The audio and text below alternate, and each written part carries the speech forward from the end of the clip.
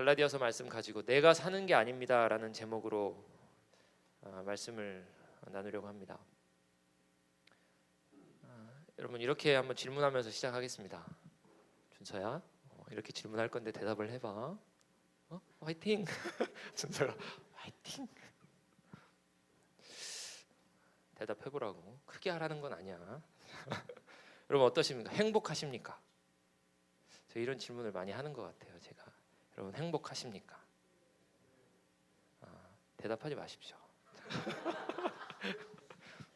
여러분 행복하다고 대답하신다면 그 이유가 무엇인지 한번 생각해 보시고, 만약 입 밖으로 꺼내지 못하셨는데 행복하다고 이야기를 못하실 것 같다면 그 이유는 뭔지 또 한번 생각해 보십시오.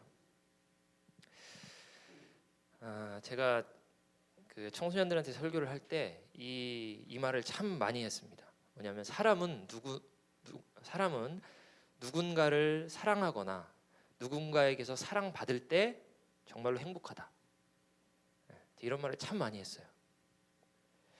그런데 어느 날 보니까 여러분도 아시는 빅토르 위고라는 프랑스 한 작가가 똑같은 말을 했습니다. 정말 똑같은 말을 했어요.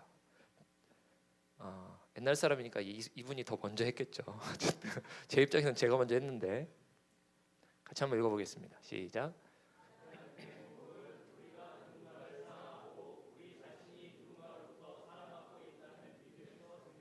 네, 가장 큰 행복은 사랑하고 사랑받고 있다고 믿을 때 생겨난다. 여러분 동의하십니까? 요즘에 이제 그 주목받고 있는 그 긍정 심리학이라는 한 파트가 있습니다. 사람들도 그 학자들도 똑같은 말을 해요. 다양한 사람들의 생각과 행동과 그 삶을 조사하고 연구한 끝에 이렇게 결론을 내립니다. 행복에 기여하는 가장 중요하면서도 단일한 원천은 다른 사람과의 긍정적인 관계 경험이다. 즉 사랑이다. 이런 연구에 의한 결과가 아니더라도 우리가 우리의 삶의 경험을 보면 사랑이라는 것이 얼마나 우리를 행복하게 하는지를 참 쉽게 알 수 있습니다.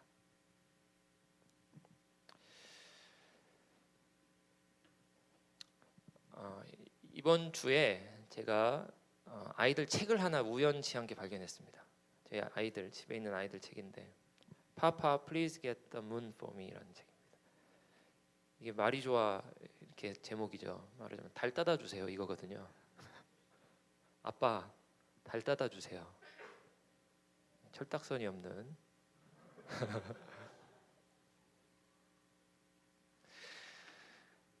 어느 날 딸이 앉아 있는데 제가 밑에 내용이 잘 안 보여서 잘 모르겠네요. 어쨌든 호기심이 생겼어요. 저 달하고 달을 갖고 놀고 싶다. 근데 아무래도 손을 뻗쳐도 손이 닿지 않습니다. 그래서 철딱선이 없이 아빠한테 이야기하는 거죠. 아빠, 저 달을 따주세요. 딸을 사랑했던 아빠는 사다리를 들고 정말 긴 사다리를 들고 갑니다. 어디로 갈까요? 큰 바위산으로 가죠. 큰 산으로 가요. 그리고 사다리를 올립니다. 저걸 누가 잡아줬는지 모르겠지만 그 그림책에 보면요, 달하고 그 바위 사이에 세운 거죠. 이런 그림입니다. 그래서 이제 앞뒤에 내용이 좀 생략된 게 있어요. 이제 가서 달하고 협상을 해요. 커서 못 가지고 내려가니까 달이 작아질 때까지 기다립니다. 이거 동화 혹시 보신 적 있으세요? 저도 이전에 본 적이 있는 것 같더라고요, 저는. 그리고 가지고 내려오죠. 그리고 딸이 줍니다. 딸이 막 공중으로 던지고 너무너무 좋아해요. 아빠 중에 해보신 적 있으십니까? 그리고 이제 다른 얘기들이 뒤에 이어져서 달이 다시 작아지거든요. 없어져요. 달이 이렇게 보름달 뭐 이렇게 초생달 없어지잖아요. 없어지는 거죠. 이제 그 이야기를 뒤에서 하는데 여기까지입니다. 여러분 부모의 사랑이 어떻습니까? 정말 납득할 수 없는 희생을 감수하며 살아갑니다. 여러분 그러면서 불평하나요? 힘들죠. 힘들지만 행복합니다. 남녀 간의 사랑은 또 어떤가요, 여러분? 자기 걸 챙깁니까? 이기적이어지나요? 서로를 챙기고 배려하면서 많은 불편함을 아주 기쁘게 참습니다. 여러분, 수고와 희생이 없는 사랑은 없지만 그것 때문에 불평하게 되는 사랑은 또한 없습니다. 오히려 그 사랑이 유지되고 확인되고 발전되게 하기 위해서 어떤 대가든지 지불하려고 하는 마음이 사랑이죠. 사랑은 정신을 못 차리게 하고 합리적이지도 않지만 하지만 다른 무엇과 비교할 수 없는 행복을 우리에게 줍니다. 자, 여러분 왜 이렇게 사람은 사랑을 바랄까요? 왜 사랑으로 인해 행복을 느낄까요? 저는 하나님께서 우리를 그렇게 창조하셨기 때문이라고 믿습니다. 요한일서 4장 8절의 말씀에 보면 사랑하지 아니하는 자는 하나님을 알지 못하나니 하나님은 사랑이심이라고 이야기하죠. 여러분 하나님은 사랑이시고요. 하나님께서 우리를 창조하셨는데 하나님께서 지으신 인간은 좀 비유적으로 표현하자면 그 마음에 채워야 할 사랑의 공간이 있습니다. 그 공간은 사랑 말고 다른 걸로는 채워지지가 않아요. 그래서 인간은 늘 목말라하고 사랑을 채우고자 합니다. 그런데 안타까운 건 우리가 경험하는 사랑들이라는 게 갈수록 다 제한적입니다. 그렇죠, 여러분? 다 변해요. 시간이 갈수록 변질됩니다. 가장 순수하다 할 수 있는 부모의 사랑마저도 이전과 지금 할 것 없이 때에 따라 변할 수 있고 때에 따라 차별적입니다. 하물며 여러분 다른 사랑은 어떻겠습니까? 시간이 흐르면서 조금씩 보면 더 사랑마다 조건적이어지고 수시로 변하고 자기중심적인 사랑들을 우리가 듣고 보게 됩니다. 그래서 사랑이라는 단어 정말 너무 사랑스러운 단어이지만 그 단어에 대해서 특별하게 기대되거나 신뢰할 만한 사랑이란 게 우리 주변에서 그렇게 찾기가 쉽지 않습니다. 자, 그러던 어느 날 우리는 하나님의 사랑을 만납니다. 이제까지 몇 번이고 그 옆을 지나가거나 듣고 보았어도 잘 몰랐는데 어느 날 그 하나님의 나에 대한 그 사랑이 얼마나 완전하고 정의롭고 진실하고 자기희생적인지 무조건적이고 변함이 없는 것인지를 알게 되는 때가 오는 거죠, 여러분. 내가 가진 모든 것보다 귀하고 나의 영혼보다 더 소중하고 이 모든 만유보다 더 큰 사랑이라는 것을 알게 되는 순간이 찾아옵니다. 이게 바로 인간에게 가장 중요한 순간이죠, 여러분. 마태복음 13장의 비유로 표현한다면 내 가진 것을 모두 다 팔아서라도 사야 하는 순간, 경험해야 하는 순간, 놓치지 말아야 하는 순간이 바로 이 순간입니다. 아, 하나님이 나를 사랑하시는구나. 하나님이 나를 사랑하시는구나. 그래서 성도의 삶이라고 하는 것은 하나님의 사랑을 깨닫고 나서 그 사랑이 그 넓이가 그 깊이가 얼마나 풍성한지를 알아가는 과정이라고 할 수 있습니다. 그래서 우리가 많이 찬양하는 것처럼 내 구주 예수를 더욱 사랑, 내 진정 소원, 내 구주 예수를 더욱 사랑, 더욱 사랑, 더욱 사랑. 이런 찬양, 이런 고백을 하는 게 성도의 삶인 거죠. 나를 향한 하나님의 그 사랑을 더욱 깨닫고 그 사랑에 반응하면서 나도 주를 더욱 사랑하게 되는 것. 그때 사람은 행복한 겁니다. 그 행복을 이 세상이 이해할 수는 없지만 빼앗을 수도 없습니다. 오늘 본문 말씀은 쉽지 않은 고백을 담고 있습니다. 하나님의 사랑에 대한 분명한 믿음과 이해가 없다면 이런 고백은 참 우리도 많이 해봤지만 형식적이고 피상적인 고백이 될 수밖에 없습니다. 하지만 하나님의 사랑이 나에게 분명하면 우리는 억지로가 아니라 기쁨으로 감격스럽게 행복하게 이런 고백을 할 수 있는 거죠. 다시 한번 우리 읽어보겠습니다. 시작.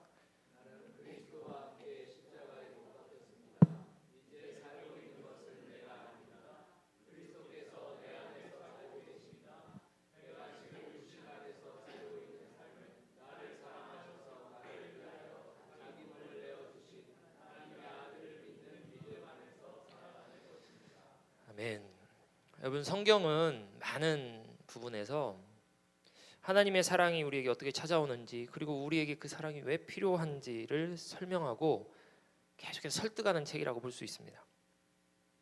여러분, 예수님께서 우리를 위해서 십자가에 죽으신 이유가 무엇일까요? 오늘 말씀에 보면 나를 사랑하셔서라고 기록되어 있습니다. 사랑하셔서 어떻게 행동하셨죠? 사랑하는 나를 위해서 자기의 몸을 내어주셨다라고 기록하고 있는 것이죠. 이런 말씀이 우리가 아는 대로 정말 많습니다. 하나님께서 세상을 이처럼 사랑하셔서 외아들을 주셨으니 이는 그를 믿는 사람마다 멸망하지 않고 영생을 얻게 하려는 것입니다. 여러분, 하나님께서 왜 외아들을 이 세상에 보내주셨죠? 우리를 사랑하셔서입니다. 같이 한번 읽어보겠습니다. 요한일서 4장 10절 시작.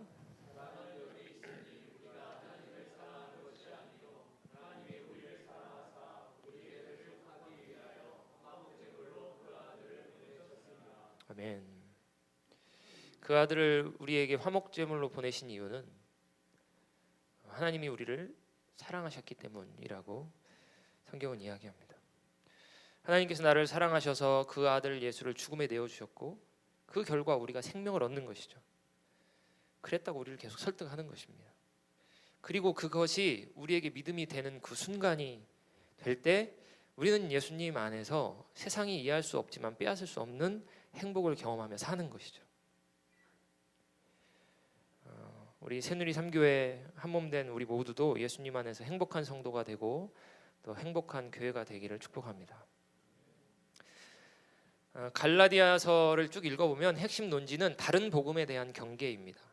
그러니까 예수님을 믿는 기독교인인데도 불구하고 여전히 율법을 지켜야 한다라고 주장하는 사람들에 대한 경계를 담고 있습니다. 그래서 오늘 본문 앞뒤에도 그런 내용들이 빽빽합니다. 2장 11절부터 우리가 읽지 않았지만 재밌는 사건이 하나 등장합니다.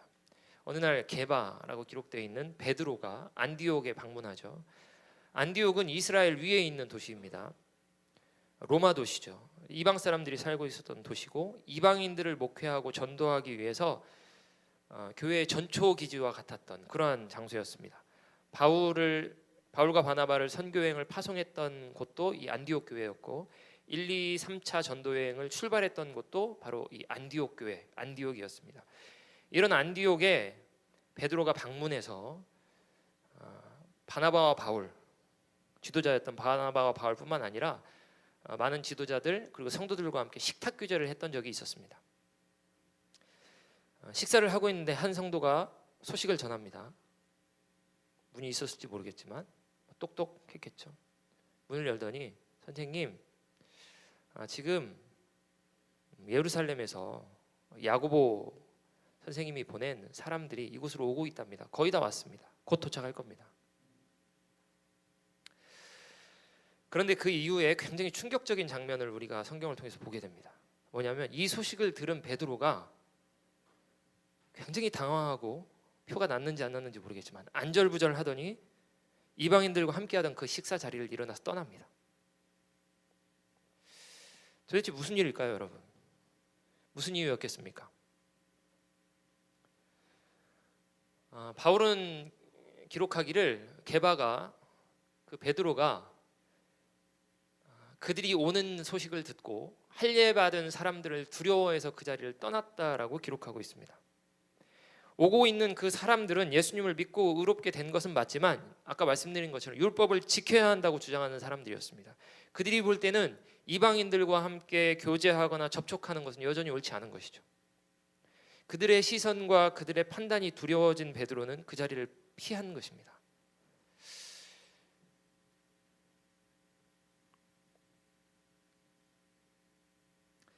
문제는 베드로의 그 행동을 본 함께 있었던 유대인들도 그 자리를 피했습니다. 어이없지만 안디옥 교회 지도자였던 바나바도 그 자리를 피했다라고 기록되어 있습니다. 여러분 누가 신경 쓰이십니까? 여러분 짐작하실 수 있으십니까? 그 자리에 함께 있었던 이방인 기독교인들. 글쎄 무슨 생각을 했을까요? 그 처참한 심정과 당황스러움이 어땠을지. 여러분 당시 유대인 기독교인들이 가지고 있던 이 복음에 대한 이해라는 게 때로는 이렇게 다분히 민족적이고 혈통적인 편견을 벗어나지 못했습니다. 그래서 바울이 이 장면을 보면서 그들이 복음의 진리를 따라 똑바로 걷지 않았다라고 평가하고 있죠. 복음의 진리를 따라서 똑바로 걷지 않았다. 여러분 우리가 조금만 생각하면 알 수 있는데 당시 이방을 향해 확장되어 가고 있던 이 교회에 대해서 교회 안에서 교회 앞에서 발생한 정말 중대한 사건일 수 있었습니다. 어떤 분은 이방인들의 교회와 유대인들의 교회가 나눠질 수도 있는 사건이었다라고 평가를 하더라고요. 바울이 그래서 베드로에게 이렇게 책망의 말을 남깁니다. 당신은 유대 사람인데도 유대 사람처럼 살지 않으면서 이방 사람처럼 살면서 어찌하여 이방 사람들어는 유대 사람이 되라고 강요하십니까? 무슨 얘기입니까, 여러분? 당신이 이방인들을 그렇게 취급하고 행동할 자격이 도대체 있습니까? 그러나 사람이 율법을 행하는 행위로 의롭게 되는 것이 아니라 예수 그리스도를 믿는 믿음으로 의롭게 되는 것임을 알고 우리도 그리스도 예수를 믿는 것입니다. 그것은 우리가 율법을 행하는 행위로가 아니라 그리스도를 믿는 믿음으로 의롭다고 하심을 받고자 했던 것입니다. 율법을 행하는 행위로는 아무도 의롭게 될 수 없기 때문입니다. 무슨 얘기인지 아시죠, 여러분? 행위로 구원받을 수 없다. 행위로 우리는 의롭게 되지 않았고 의롭게 될 수도 없다. 율법을 행하는 그 행위로는 아무도 의롭게 될 수 없다라고 이야기하죠. 행위로 봐서는 유대인도 이방인도 똑같다는 것입니다. 둘 다 자격이 없습니다. 좀 더 선한 사람이 있을 수 있고 좀 더 율법을 잘 지킬 수 있었지만 그건 하나님 보실 때 조금의 나음도 되지 못한다는 것이죠. 하나님 보시기에 전혀 나을 것이 없고 자격이 없는 건 똑같아서 유대인이든 이방인이든 예수님을 믿음으로 의롭게 되었다면 어떻게 베드로 당신이 자신은 의롭다 높이고 저들은 더럽다 낮추면서 그런 행동을 할 수 있습니까? 라고 책망하는 것입니다. 그것은 복음의 진리 앞에 바르지 않습니다. 그것은 다른 복음입니다. 그러면서 21절에 이렇게 이야기합니다. 함께 읽어볼까요? 시작.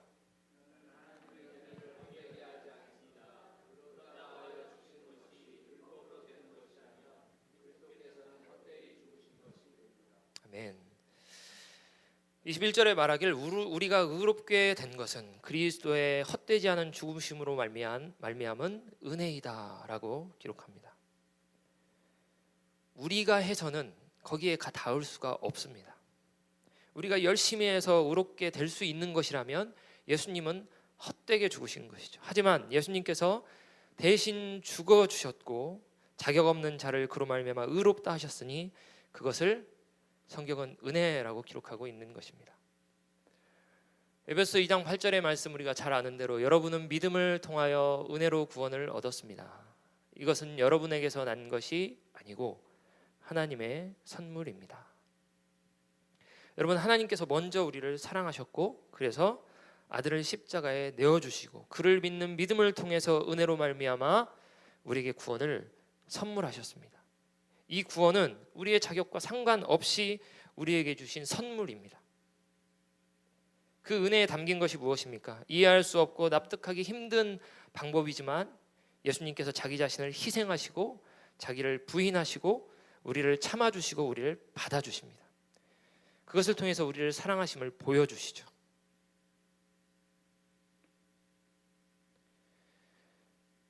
나는 율법과의 관계에서는 율법으로 말미암아 죽었습니다. 죽어버렸습니다. 그것은 내가 하나님과의 관계 안에서 살려고 하는 것입니다.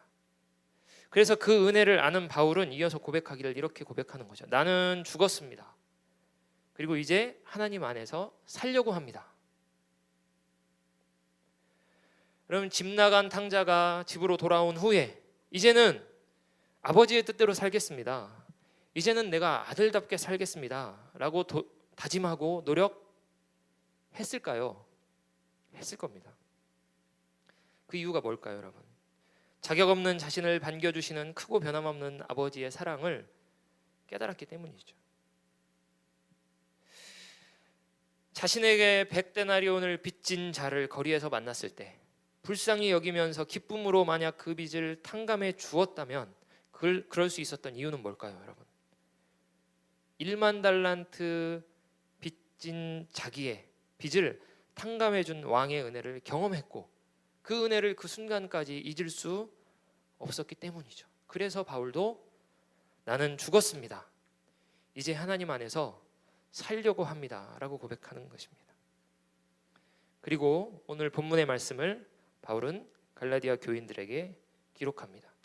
나는 그리스도와 함께 십자가에 못 박혔습니다. 이제 살고 있는 것은 내가 아닙니다. 그리스도께서 내 안에서 살고 계십니다. 자기를 부정합니다. 내가 그리스도와 함께 저 십자가에서 죽었습니다. 죄로 인해 죽었고 죄에 대해서 죽었고 이제 나도 죽었습니다. 이제 살고 있는 것은 더 이상 내가 아니고 예수님이십니다. 여러분 이해가 가시죠? 이전에는 내 삶의 주인이 나였습니다. 내가 주인이 되어서 나 자신을 높이고 자랑합니다. 그렇게 살다 보니 하나님 앞에서조차 나의 의로움을 자랑하게 되죠. 하지만 그런 나는 이제 십자가에서 죽었습니다. 이제 내 안에 예수께서 사십니다. 이제 내가 예수님의 뜻대로, 예수님께서 바라시는 대로, 예수님께서 기뻐하시는 대로 그렇게 살게 될 것입니다. 어떻게 이렇게 변하게 되었습니까? 내가 지금 육신 안에서 살고 있는 삶은 나를 사랑하셔서 나를 위하여 자기의 몸을 내어주신 하나님의 아들을 믿는 믿음 안에서 살아가는 것입니다. 나를 사랑하셔서 십자가에 죽으신 그 예수님의 사랑을 알게 되었기 때문이죠.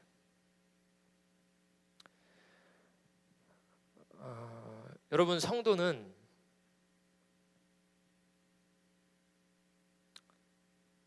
참 강합니다. 하지만 참 세상과는 다른 강함을 지니고 있습니다.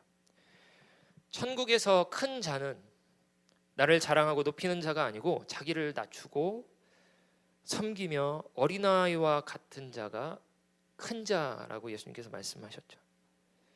신앙이 높고 튼튼함을 자랑하지 않습니다. 오히려 나의 신앙을 부족하게 여기면서 가슴을 치고 은혜와 긍휼을 구하죠. 힘써서 주님께서 나에게 맡기신 그 믿음의 경주를 달리다가도 결국은 우리가 어디에 가서 엎드리게 됩니까? 십자가 앞에서, 하나님의 은혜와 사랑 앞에서 엎드릴 때 우리가 힘을 얻습니다. 그게 성도입니다. 그래서 성도의 강함은 하나님의 은혜와 사랑 앞에서 생겨납니다. 십자가를 그냥 지나쳐 달리고 스스로 최선을 다해서 인생을 살아낼 수 있다라는 것은 복음적이지 않습니다. 그리고 가능하지도 않습니다. 사랑하는 성도 여러분도 이 한 주간을 살아가면서 주의 은혜 안에 강한 성도의 삶을 살아가시기를 주님의 이름으로 축복을 드립니다. 설교를 정리해 보겠습니다. 바울이 갈라디아서 마지막에 이렇게 고백합니다. 같이 한번 읽어보겠습니다. 시작.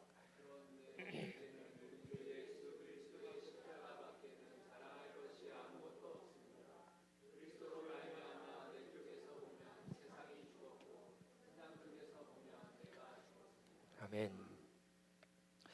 여러분, 바울은 참 훌륭한 사람이었습니다. 우리가 아는 대로. 자랑할 게 왜 없겠습니까?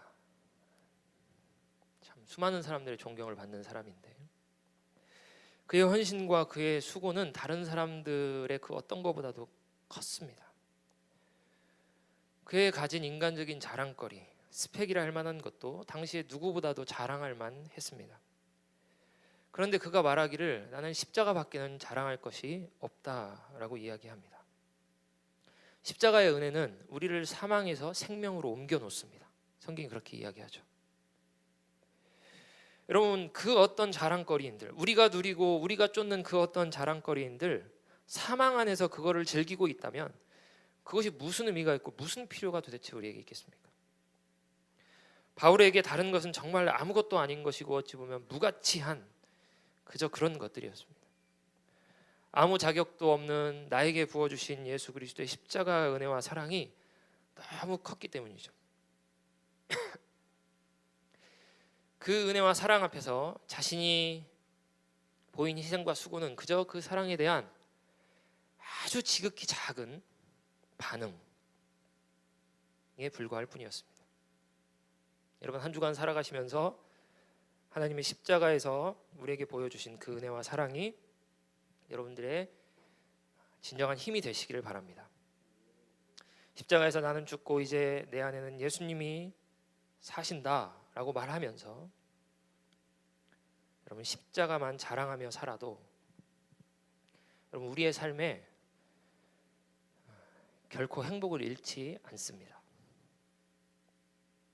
하나님을 믿고 하나님을 위하여 희생하고 헌신하는 것이 참 손해보는 삶 같지만 하나님께서 오늘도 우리를 사랑하시고 우리를 향한 은혜를 부어주십니다. 세상이 이해할 수 없지만 눈치챌 수는 있는 그런 행복한 또 즐거운 복된 길을 걸어가시는 여러분들의 한 주간의 삶이 되시기를 축복을 드리겠습니다.